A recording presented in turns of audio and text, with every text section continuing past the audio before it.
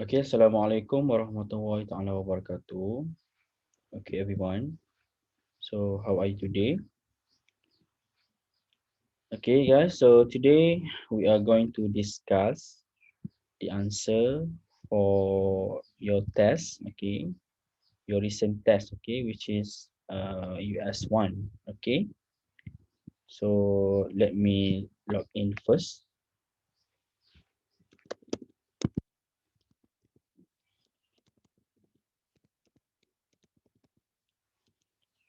So, I hope you guys can really score. Okay, for the test because I think the question was very easy. Okay, so I'm sure if you make a good revision, inshallah, you will be able to score full mark. Okay, okay, guys. So we are going to study in detail. Okay, the question. Okay, I also will discuss with you the correct answer. Okay, so the first one. Okay, which of the following nutrient that is absorbed into lactil in the vilus of small intestine? Okay, the answer is vitamin E. Okay, the answer is vitamin E because okay, I want to share with you in small intestine. Okay, it is the place where the nutrient absorption will occur. Okay, so specifically in small intestine, there are two things that you should know. It has lactil and it has blood capillary. So when the nutrient is absorbed in a small intestine, there are two destinations where the nutrient will go. It's either to the blood capillary or to the lactil. Okay, bear in mind the nutrient that will go to the lactil are fat molecule. For example, glycerol, fatty acid, and also vitamin A, D, E, and K. Okay, so vitamin E is one of them. Okay, so that's why the answer is D. Okay, the next one. Okay, what will happen if the bile is not produced by the liver? Okay, the answer is fat digestion cannot occur. Because you know that the function of bile is to do emulsification. Okay, emulsification is a process where we will break down the large fat into small fat. So when the small fat cannot be emulsified, so the fat digestion cannot occur. So that's why bile is very important. Okay, the next one. Where does carbohydrate digestion take place? The answer is mouth and duodenum. Okay, why? Because in the mouth there is a salivary amylase. Okay, but in duodenum there is a also amylase. So these two amylase will break down the carbohydrate or starch into maltose. Okay, guys. So the next one. What nutrition required the most by the labor worker? The answer is carbohydrate. Why? Because we know that a labor worker is having a very heavy work. Okay, they have to climb the building. They have to, so many things they have to do. Okay, so in order to do such a heavy work, they need energy. So energy we gain mainly from carbohydrate. Okay. The next one, what is meant by emulsification? Okay, as I said just now, it's a process to break down large fat into small oil droplet. Okay, so this is done by bile, okay, which is produced by liver. Okay,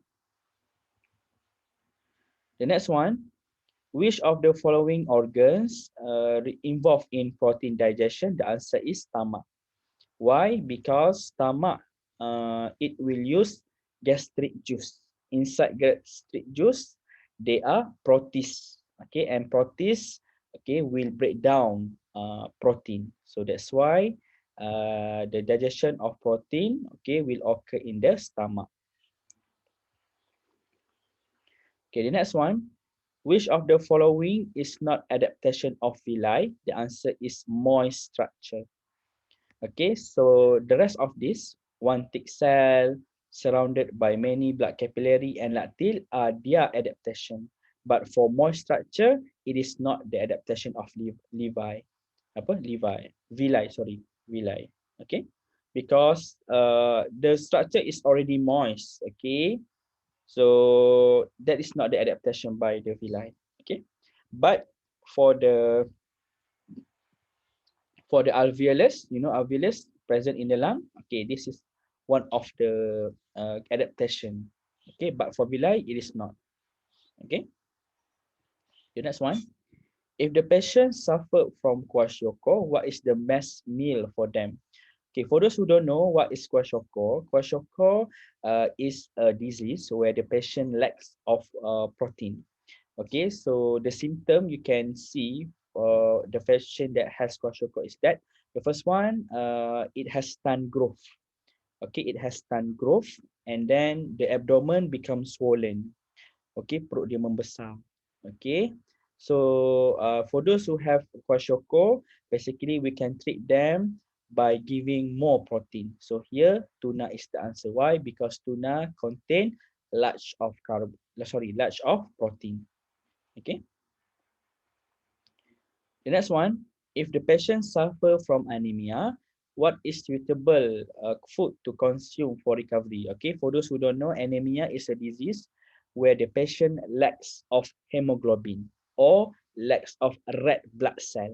Okay, the function of red blood cell is to transport oxygen. So that's why those who have anemia, they can easily get tired. Their face will become pale. Muka dia akan jadi pucat. Why? Because the oxygen is limited. Because we know that oxygen is required, right, to give us energy.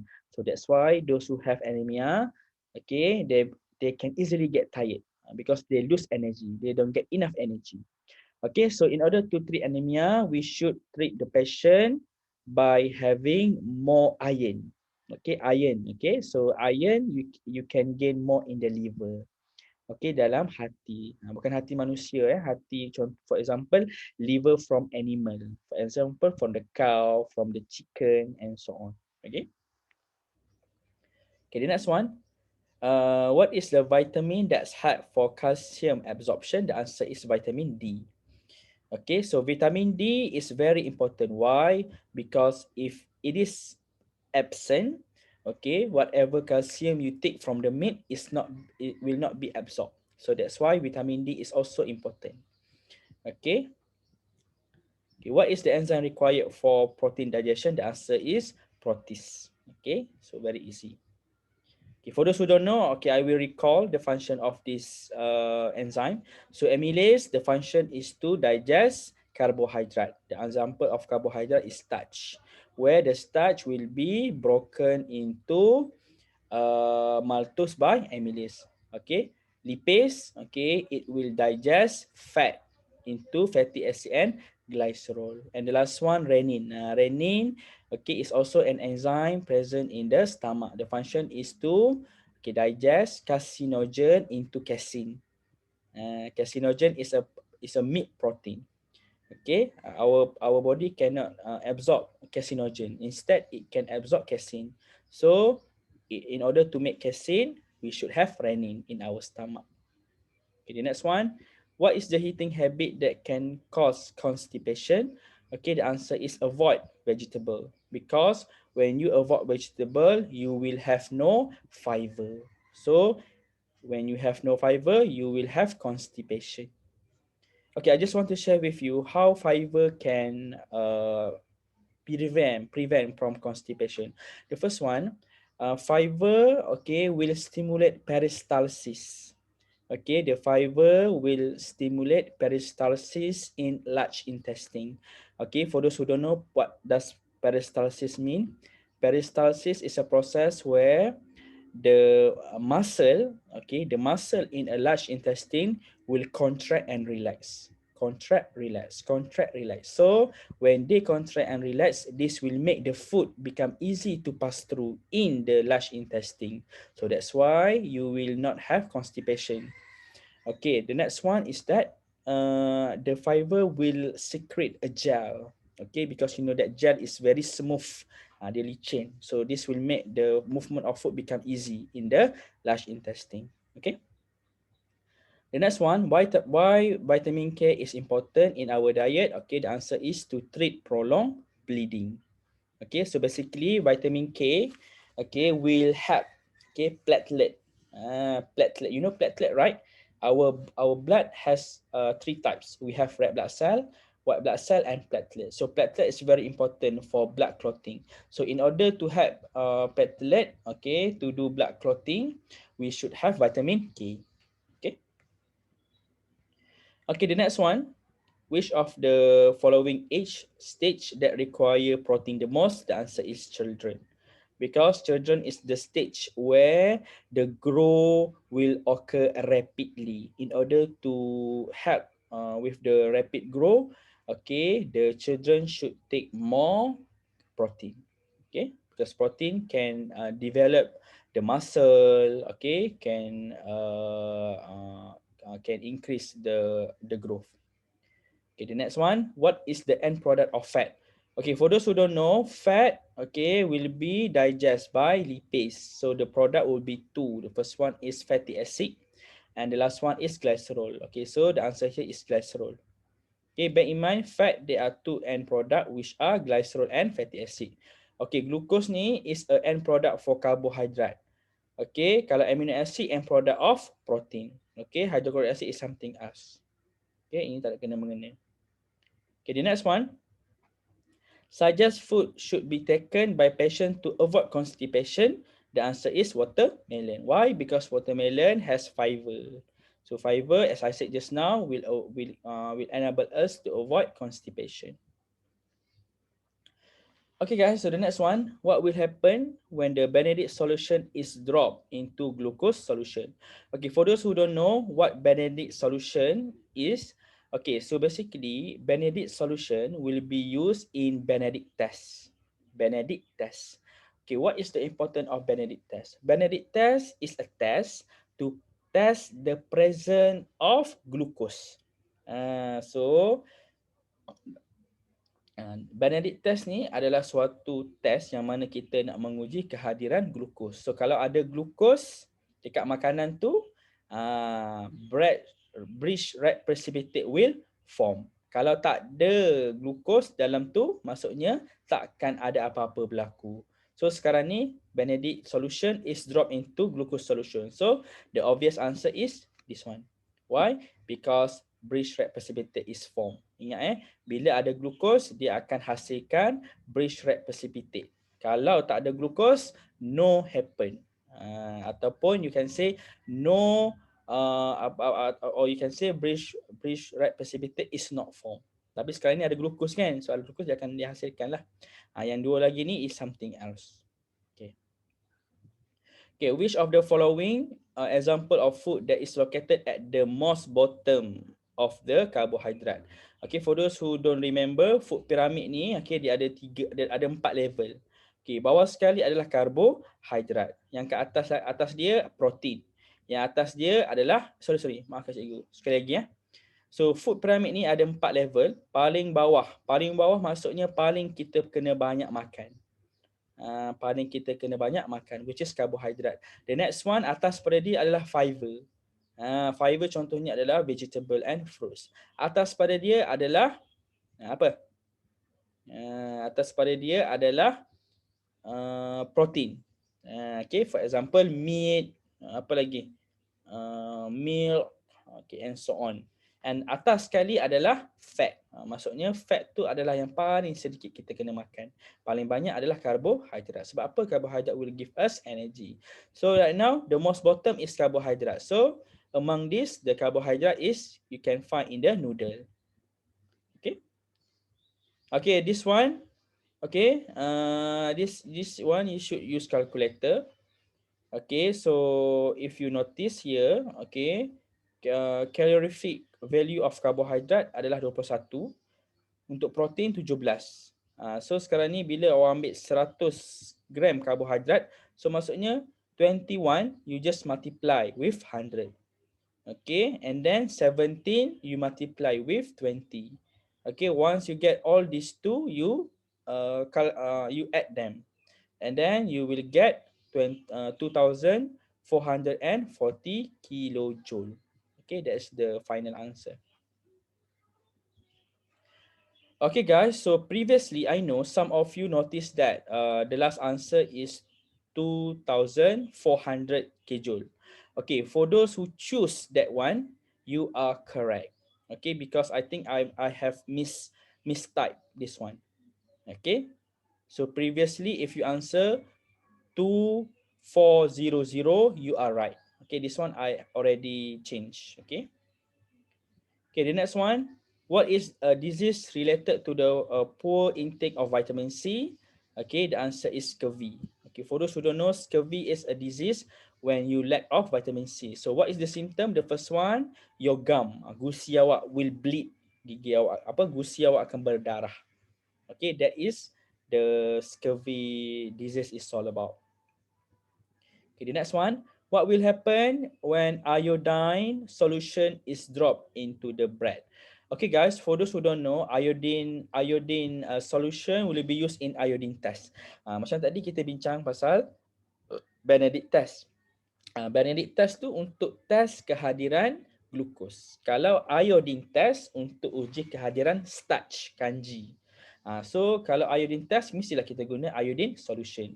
So awak ingat okay, the function of iodine solution, iodine test is to test the presence of starch. Kalau ada starch, dia akan berubah warna. Okay, kalau tak ada starch, dia akan kekal warna yang sama. Okay, so right now bread dalam roti mesti dah ada starch, betul tak? So the answer is dark blue color is seen. Itu warna dia. Okay, what will happen if we drop iodine solution in a watermelon, for example?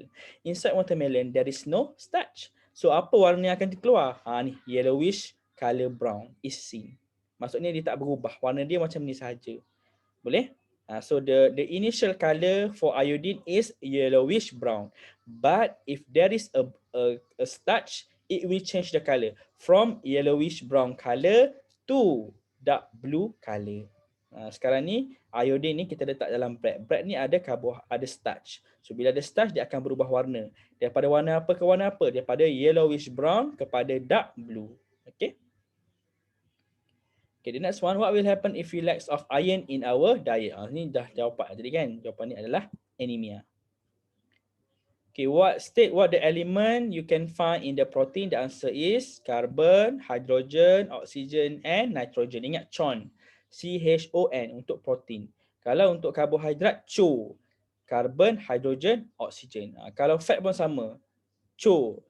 Carbon, hydrogen, oxygen. Tapi kalau protein special sikit, ada perkataan there is another element which is nitrogen. Okay. Okay guys, which of the following is not the function of hydrochloric acid, okay, in the stomach? Okay, the answer is to digest protein into amino acid. Why? Because this is the function of protease. Yang tukar ataupun yang digest protein into amino acid hanyalah enzim. Hydrochloric acid dia tak akan tukar protein kepada amino acid, tetapi function pertama adalah untuk membunuh bakteria. Okey, sebab itulah bila awak makan makanan yang banyak bakteria, sebagai contoh makanan basi, awak akan sakit perut. Sebab apa? Banyak hydrochloric acid akan dihasilkan untuk kill the bacteria. Yang kedua adalah provide optimum pH for protein digestion. Bear in mind, protein digestion can happen in an acidic medium. Okay, I repeat again. Protein digestion can occur efficiently in acidic medium. So in order to make acidic medium, we should have hydrochloric acid. Sebab itulah yang ni pun betul. Provide optimum pH for protein digestion. And the last one is stop amylase reaction. Yes, sebab apa? Amylase ni dia cannot be in an acidic medium. So that's why by having hydrochloric acid, we will stop the amylase reaction. Sebab apa? Dekat dalam perut ni kan, perut ni kita hanya nak fokus kepada protein digestion, bukan carbohydrate digestion. Sebab tu amylase kan dia digest karbohidrat kan. So fokus kita dekat stomach adalah protein saja. So amylase tidak terlibat. So that's why the answer is this one, digest protein into amino acid. Why? Because this is the function of protease, iaitu enzim, bukan hydrochloric acid. Boleh? Okay, the next one, name the process happen in esophagus. The answer is peristalsis. Okay, apa itu peristalsis? Peristalsis is the process where the muscle, okay, the muscle in where? In esophagus. Okay, will contract, relax. Contract, relax. Kenapa kena contract, relax, contract? Sebab makanan daripada esophagus tu nak dibawa ke mana? Ke daripada mulut pergi ke perut. Ingat lagi tak esophagus? Tengok balik dalam buku. Okay, the next one. Where does fat digestion begins? The answer is duodenum. Okay, so this one. Okay, kalau mouth ni, the digestion, the first digestion occur is starch ataupun carbohydrate. Boleh faham? Okay, the next one. What is the example of carbohydrate stored in animal or human muscle? The answer is glycogen. Okay, starch ni, okay, in the plant. Okay, I repeat again, the example of carbohydrate stored in animal or human cell, nama dia adalah glycogen. Tapi kalau example of carbohydrate stored in a plant, nama dia adalah starch. And satu lagi cellulose. Cellulose pun sama, dia simpan dalam plant. Specifically dalam cell wall. Okay, polypeptide ni adalah protein, tak ada kaitan dengan karbohidrat. Okay guys, the next one. Which of the following digestion happen in the stomach? Okay, so the answer is this one. Okay, protein into polypeptide by protease. Yang ni berlaku kat bila cikgu? Ini macam lebih kurang kan protease. Yang ni berlaku dekat duodenum. Okay, polypeptide into dipeptide. Okay, yang ni pun menggunakan enzim yang sama tapi lokasi yang berbeza. Kalau lokasi dekat perut, protein ditukarkan kepada polypeptide by protease. Tapi kalau duodenum, polypeptide. Yang ni pula akan ditukar. Yang ni kepada dipeptide. Boleh faham? Okay, the next one. Which of the following example of food that is located at the tops of pyramid? Tadi the bottom kan, yang ni top atas sekali. Jawapan dia adalah fat. So which one contain the most fat?